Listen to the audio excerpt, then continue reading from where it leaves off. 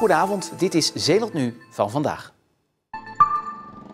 Voor de tweede keer op rij kon de City Trail in Vlissingen niet doorgaan. En het ziet ernaar uit dat de 5e editie van het hardloop- en wandelevenement er helemaal niet meer komt.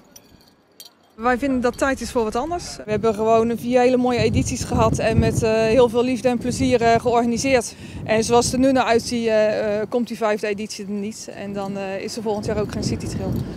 En dus besloot de organisatie de 1500 gedrukte medailles van vorig jaar coronaproof weg te geven. Wie ze wil, mag ze ophalen bij Michiel de Ruiter in Vlissingen. Het is een ludiek idee. Het is wat anders. Ik heb de City Trail zelf nog nooit gelopen, omdat ik nog maar vorig jaar ben begonnen echt met wandelen. Maar we hebben al zoveel kilometers gemaakt, dat het toch iets leuk is dat je dan nu gewoon echt een medaille in je handen hebt. Voelt dat dan een beetje verdiend, zo'n medaille, zonder dat je er iets voor gedaan hebt? Dat is een hele gemene vraag, hè? Als hij daar hangt omdat hij daar eigenlijk geen doel meer heeft, dan vind ik dat ik hem niet kan meenemen. Nee, we zijn sportief genoeg bezig en bezig geweest, ook in onze eigen vrije tijd. Dus ja, het is een reminder van hoe de situatie nu is. Dus verdiend, ja. Als je dan die al ingeschreven had, dan kan je toch wel een medaille meenemen? Ja, vind je? Ik vind het wel stoer, zo'n mooie medaille. Mijn eerste medaille. Ik zou het doen. Nou, vooruit dan maar. Dan pak ik hem. De organisatie laat de medailles tot dinsdag hangen. Ja, ik wil al heel lang bloeddonor worden en dat kan nu. Ik was heel blij. Justin de Kaarts uit Serenhoek werd jarenlang geweigerd als bloeddonor omdat hij een relatie heeft met een man. Discriminatie, vindt hij. Maar vanaf 1 september dit jaar is hij dan toch eindelijk welkom. Homomannen met een vaste partner mogen vanaf die datum bloeddonor worden. We leven in 2021 en ik vind gewoon dat kan gewoon niet meer. Dus ik vind het terecht dat mannen die seksueel contact hebben met mannen in een vaste relatie, dat alvast gelijk getrokken wordt met hetero's. Toch is er nog geen sprake van volledige gelijkheid. De eis dat je een vaste relatie moet hebben geldt niet voor hetero's. En dat vindt Justin niet eerlijk. Ook zij kunnen buiten de pot pissen. Dat gebeurt bij hetero's ook, net zoveel. Misschien nog wel meer. Want hoe vaak hoor je het niet dat relaties uit elkaar gaan omdat de man of de vrouw vreemd gegaan is? Ja, dat weet je allemaal van tevoren niet. Of Justin op 1 september letterlijk op de stoep staat bij de bloedbank, weet hij nog niet. Maar hij is er klaar voor. Ik kijk wel naar die dag uit, dat het eindelijk mag. Ik ga het hoe dan ook doen, zeker weten, 100%.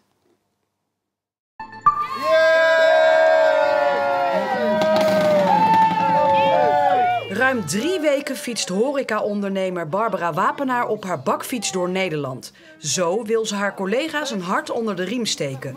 Vandaag kwam ze aan bij berenrestaurant nummer 38 van de 40 in Goes. En dat was best afzien. Het waaide natuurlijk best wel aardig en moest even doorzetten sommige stukjes. Maar het was wel heel leuk. Leuk om eindelijk de laatste provincie Zeeland in te komen rijden. Barbara heeft zelf een restaurant en weet als geen ander hoe belangrijk een steuntje in de rug is. En ik dacht, hoe kan ik nou iets positiefs doen in deze negatieve tijd en hoe kan ik mijn collega's opvrolijken? Dus ik dacht, ik ga gewoon iets geks doen en ik pak de bakfiets en ik ga op mijn collega's af. Ja, je wil gewoon een beetje vrolijkheid brengen. Dat is eigenlijk wat ik op deze manier probeer. Daarnaast wil ze aandacht voor een petitie, Horecavrij. Met een groep horecaondernemers denken wij dat de dag dat we open gaan, dat echt een nationale feestdag gaat worden. Want iedereen is dan natuurlijk zo blij dat we weer de straat op mogen, dat we weer geld kunnen verdienen, dat er gewoon weer mensen in onze zaak komen. Dus eigenlijk lijkt het ons gewoon super om dat jaarlijks terug te laten komen. Dat we 1 vrije dag hebben die elk jaar gevierd wordt als een horecavrije dag. Dat iedereen dan vrij is, behalve de horeca, en dat iedereen dan die dag geniet van de horeca. De fietstocht van Barbara zit er bijna op. Dinsdag is ze na een tocht van 1500 kilometer weer thuis in Maassluis. Hij is momenteel de langzittende trainer in het Zeeuwse amateurvoetbal. André de Nooijer uit Breskens. Al 7 jaar traint hij Groede en komend seizoen begint hij aan zijn 8e seizoen. De Nooijer heeft een sterke band met de club. Van dag 1 ben je dan betrokken bij de club en zo voel je je dan ook. Je voelt je eigenlijk een beetje thuis. Laat die bal het werk doen! Maar ik heb van het jaar voor het eerst een gesprek met een andere vereniging gehad. Maar ik heb ook van tevoren gezegd, als alles goed is bij Groene en de spelers dragen mij nog en het bestuur draagt mij nog, dan blijf ik, want ik heb het naar mijn zin. En volgens mij draait het dat je het ergens naar je zin moet hebben. Hij geeft leuke trainingen, gevarieerde trainingen. Hij zal misschien tactisch echt niet de beste trainer van Zeeland zijn, maar hij weet wel zeg maar, wat het is om voor de club als VV Groene te trainen. En daarom zijn spelers en trainer nog lang niet op elkaar uitgekeken. En gezelligheid is heel belangrijk bij de club. Dat blijkt wel uit deze beelden uit 2015. Groot feest ondanks een nederlaag. Groene is een echte dorpsclub die uitkomt in de 4e klasse zondag.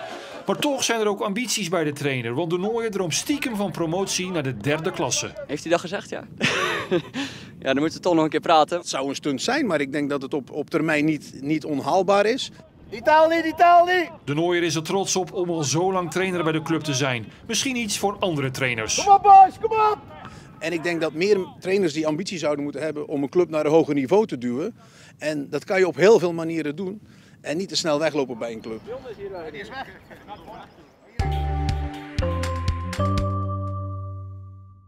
We hadden vandaag in de ochtend nog wel even de zon, maar in de loop van de middag werd het toch wel bewolkter. En daarnaast was er sprake van een krachtige zuidwestenwind. Desondanks kon de temperatuur toch nog oplopen tot bijna 13 graden. Westdorpen had die temperatuur. Vlak aan zee was het wel iets minder warm. Vanavond en vannacht krijgen we toch geleidelijk wel weer enkele opklaringen en vannacht koelt de temperatuur tot ongeveer 6 graden.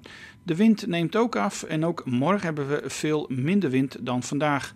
Bovendien is er ook veel minder bewolking, alleen wat hogere sluierbewolking. En dat betekent goed nieuws voor de temperaturen, want die kunnen daarbij oplopen naar 17 tot 18 graden. Alleen vlak bij zee wordt het niet zo warm, maar nog altijd wel voorjaarsachtig met 14 à 15 graden. Ook dinsdag en woensdag worden 2 warme zonnige dagen. Op beide dagen hebben we te maken met flinke zonnige perioden, maar wellicht wordt het afgesloten met enkele buien op woensdagavond. En dan zien we de wind op donderdag draaien naar het noorden tot noordoosten en zullen de temperaturen weer naar beneden gaan. En tot zover nog een fijne avond en tot morgen.